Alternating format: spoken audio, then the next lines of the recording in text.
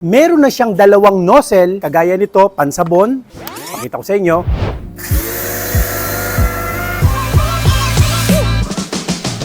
At meron din siyang pambanlaw.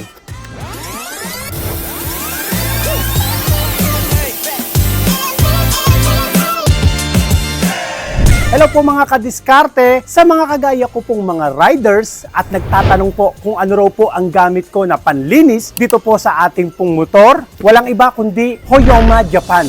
Ang Hoyoma Japan po ay napakaganda at quality na power spray. Lalo na po sa lugar po na mahina po ang buga ng tubig, pwedeng-pwede po yan. Mapaka-effective po niyan, tanggal ang putik, tanggal ang alikabok.